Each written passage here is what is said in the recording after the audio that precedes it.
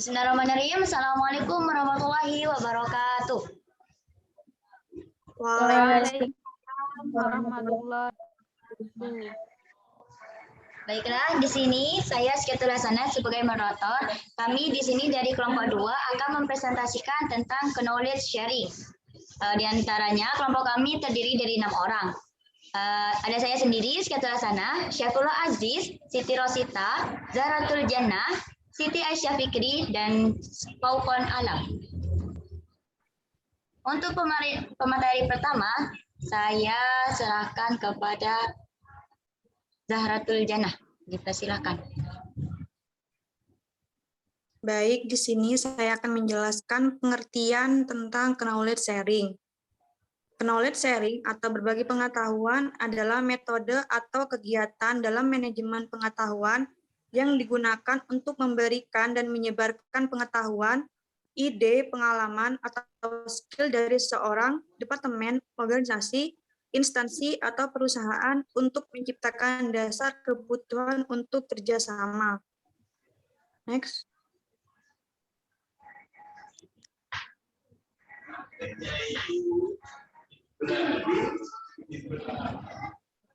Berikut definisi dan pengertian knowledge sharing dari beberapa.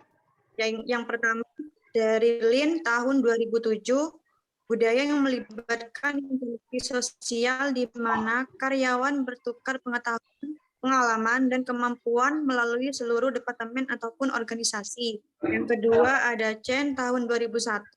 Komunikasi interpersonal yang melibatkan komunikasi dan penerimaan pengetahuan dari orang lain. Dan salah satu cara utama untuk mentransfer pengetahuan adalah seperti interaksi manusia. Dan yang ketiga dari Pasaribu tahun 2009, kebudayaan interaksi sosial termasuk pertukaran knowledge antar karyawan, pengalaman, dan skill melalui keseluruhan departemen atau organisasi. Hal ini menciptakan dasar umum bahwa kebutuhan untuk kerjasama. Baik, saya serahkan kepada moderator.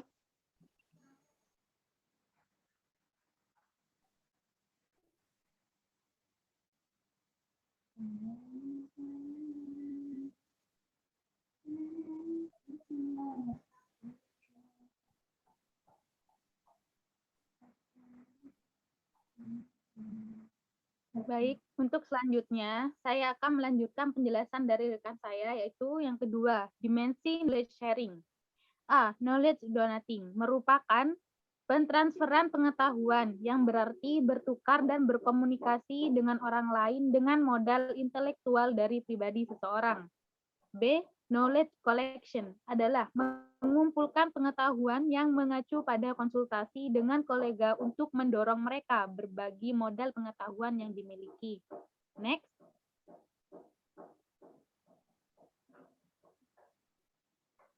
Instrumen yang digunakan untuk mengukur knowledge donating adalah sebagai berikut. Yang pertama, saya berbagi pengetahuan di antara karyawan sudah menjadi norma yang biasa. Yang kedua, saya membagi pengetahuan keterampilan dengan rekan kerja di dalam satu departemen. Yang ketiga, saya membagi keterampilan dengan rekan kerja dari departemen lain. Yang keempat, ketika saya mempelajari sesuatu hal tersebut pada rekan kerja dalam satu departemen. Yang kelima, menceritakan hal tersebut pada rekan kerja dan departemen lain. Yang keenam, rekan kerja mau berbagi pengetahuan dengan saya.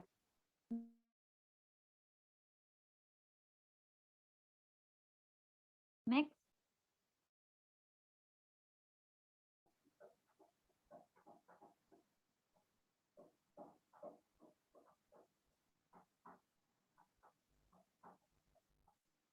Next.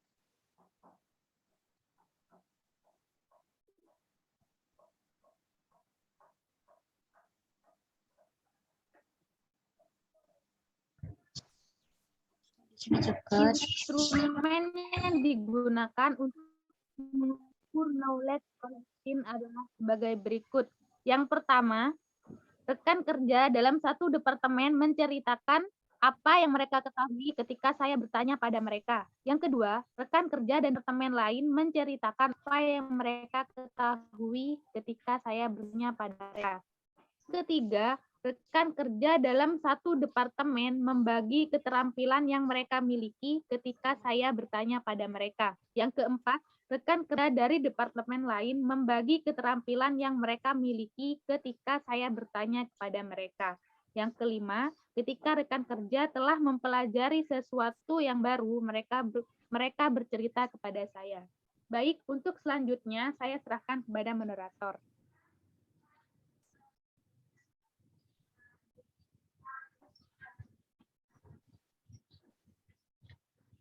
Baiklah, untuk yang ketiga, itu tentang pengelolaan knowledge sharing. Menurut Yuliasmi pada tahun 2005, kecenderungan yang sering muncul dalam sebuah perusahaan adalah pengetahuan yang bersifat lokal dan terpisah. Hal tersebut menjadi dasar yang dibutuhkannya knowledge sharing, yang bertujuan untuk pengelolaan dan mengalirkan pengetahuan tersebut ke seluruh komponen dalam organisasi, serta untuk memperbaiki kegiatan saling berbagi pengetahuan. Untuk kegiatan pengelolaan knowledge sharing ini terbagi 8 bagian. Yang pertama yaitu knowledge map, yang artinya memetakan di mana knowledge itu berada dalam perusahaan. Rincian mengenai siapa mengetahui dan apa dan di mana dia berada. Yang kedua yaitu talk space, yang artinya menyediakan tempat yang bertujuan untuk memberikan kesempatan bagi pegawai untuk berbicara dengan yang lain dalam suasana informasi. Yang ketiga yaitu smart office layout, yang artinya merancang ruangan kerja yang dapat memberikan kontribusi bagi lingkungannya efektif untuk kegiatan pembelajaran. Yang keempat yaitu device knowledge sharing event, di mana kegiatan ini mengadakan knowledge fair atau forum untuk saling berbagi pengetahuan, memberikan kesempatan bagi pegawai yang tidak pernah bertemu dalam kegiatan kerja sehari-hari, di mana ini bertujuan untuk saling bertukar berpengalaman. Dalam hal ini, struktur yang tidak terlalu ketat paling baik dalam knowledge sharing, sehingga peserta dapat menentukan cara masing-masing dalam memenuhi kebutuhannya. Yang kelima yaitu common language, di mana faktor utama keberhasilan kegiatan knowledge sharing adalah memiliki bahasa umum dalam berkomunikasi dengan seluruh pegawai dalam satu perusahaan. Karena kegiatan ini dimulai dalam membentuk daftar kata pembendaraannya, kemudian diterjemah dalam bahasa yang dimengerti bersama. Yang keenam yaitu knowledge leader, yang artinya menentukan pihak yang dapat menggunakan sumber daya, menguasai logika dari knowledge sharing, memonitor partisipasi pegawai dan menjadi contoh dari sikap saling berbagi. Yang ketujuh yaitu exchange in culture, di mana menciptakan budaya. Pegawai sangat ingin membagi knowledge yang mereka miliki, karena hal ini merupakan tantangan mengingat sifat dasar dari saling berbagi, di mana dia merupakan sukarela, karena cara termudah adalah dengan menghilangkan penghalang dari kegiatan penyebaran knowledge. Yang terakhir yaitu room for tension. Nah, hal ini disebut juga dengan fusion, creative abortion, atau creative tension, di mana menyatukan pegawai dari bagian yang berbeda untuk bersama-sama menyelesaikan suatu permasalahan. Nah, hal ini dibutuhkan sekali karena pembelajaran dan solusi inovatif kerap terjadi saat seseorang itu dikondisikan untuk meluaskan pemikiran mereka dalam cara yang baru. Baiklah, untuk materi selanjutnya saya serahkan kepada Siti Aisyah Fikri. Dipersilakan.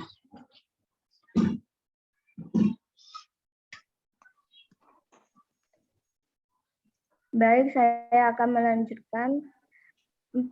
Sarana dan alat bantu knowledge sharing. 1.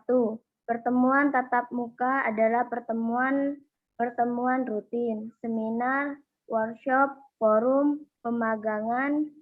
2. Dokumentasi. Seluruh kegiatan dengan memanfaatkan teknologi informasi dan komunikasi dalam rangka publikasi baik elektronik di website maupun non-elektronik, newsletter, majalah, dan koran. Next.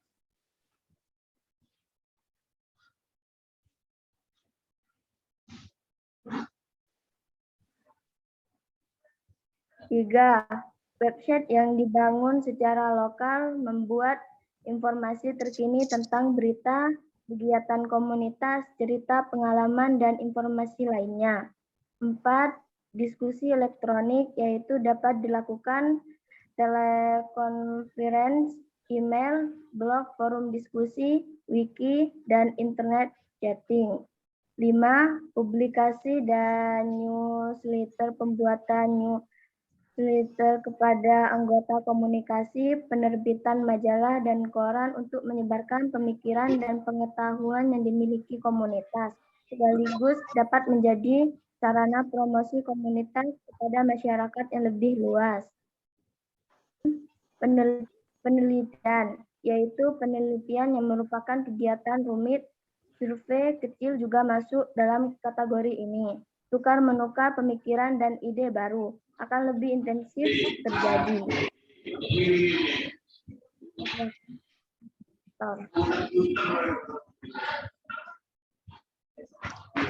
Baiklah, untuk selanjutnya saya serahkan kepada Syaifullah Aziz Yoga. Dipersilakan.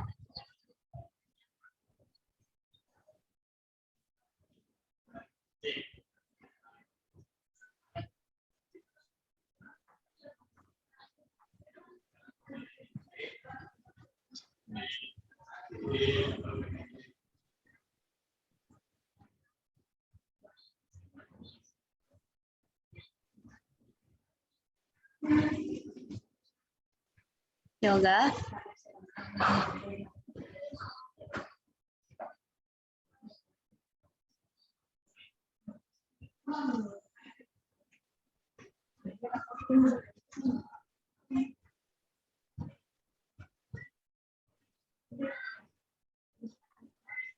Mungkin kendala sinyal.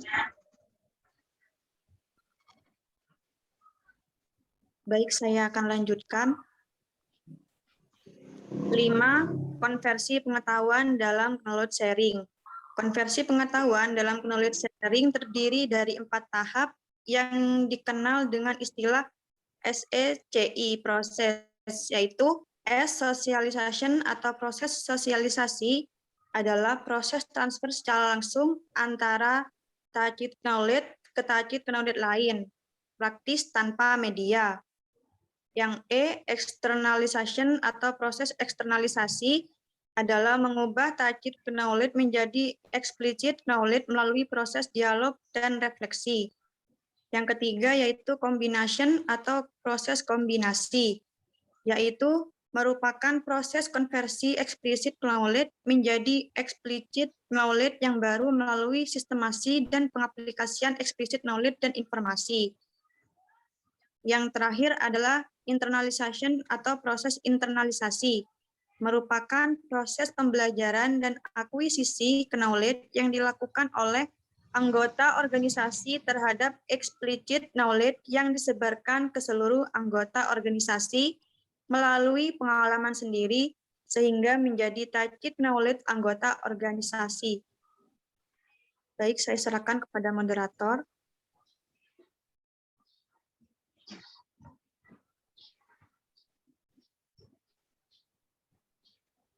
Baiklah, untuk selanjutnya yaitu indikator knowledge sharing.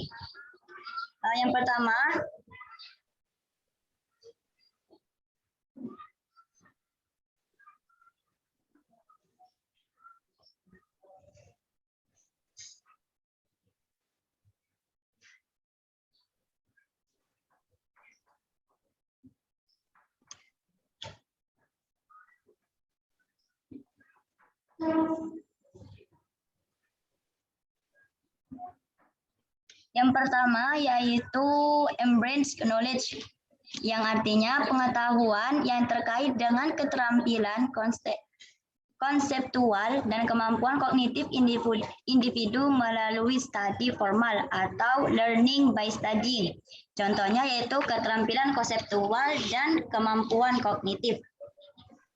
Yang kedua yaitu embodied knowledge, yang artinya pengetahuan di mana tubuh individu itu dapat melakukan aktivitas tanpa adanya verbal yang mempresentasikan sebuah pikiran. Nah, pengetahuan itu terbentuk pada diri seseorang yang berasal dari pengalaman sebelumnya. Contohnya yaitu pengetahuan berdasarkan pengalaman atau learning by doing.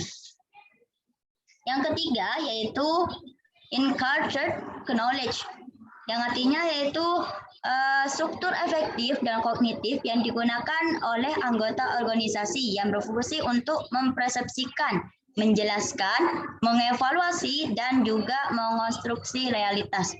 Nah, pengetahuan ini juga mencakup asumsi dan kepercayaan yang digunakan untuk mendapatkan nilai dan informasi yang baru. Contohnya yaitu pemahaman bersama dan juga lain-lain. Yang keempat yaitu embedded knowledge, yang artinya bentuk koleksi dari pengetahuan tacit yang tertanam dalam rutinitas organisasi, praktek, nilai, norma, dan kepercayaan dalam, atau yang disebut dengan shared belief. Contohnya yaitu rutinitas spesifik perusahaan dan prosedur dan juga lain-lain. Yang terakhir yaitu encoded knowledge, yang artinya pengetahuan yang telah dikodifikasi dan terbentuk eksplisit. Contohnya yaitu buku, pedoman kerja, deskripsi pekerjaan, dan lain-lain.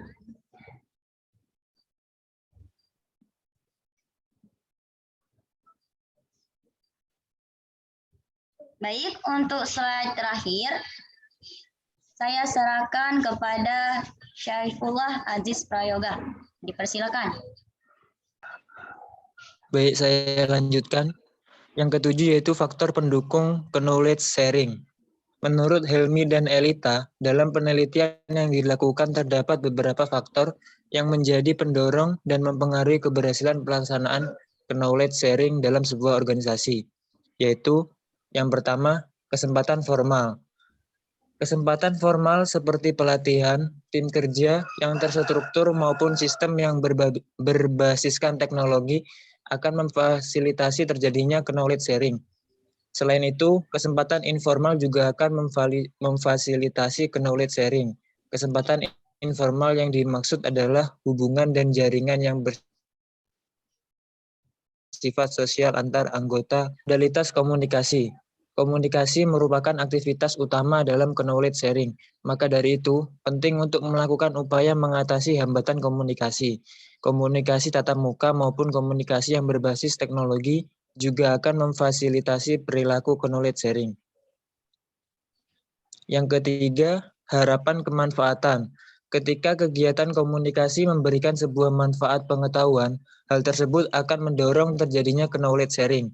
Selain itu, hal ini akan semakin mendorong anggota organisasi untuk melakukannya. Yang keempat, kesesuaian konteks. Knowledge sharing akan lebih sering dilakukan dalam konteks latar belakang profesional yang sama antar individu. Terima kasih, saya kembalikan kepada moderator. Baiklah, untuk slide terakhir ini ada dokumentasi di mana seorang siswa itu bertukar pemikiran. Nah, inilah yang disebut dengan knowledge sharing. Jadi saling informasi dan juga saling memberi pengetahuan kepada mahasiswa atau bekerja kelompok. Baiklah, cukup sekian dari kelompok kami. Terima kasih. Wassalamualaikum warahmatullahi wabarakatuh. Waalaikumsalam warahmatullahi wabarakatuh.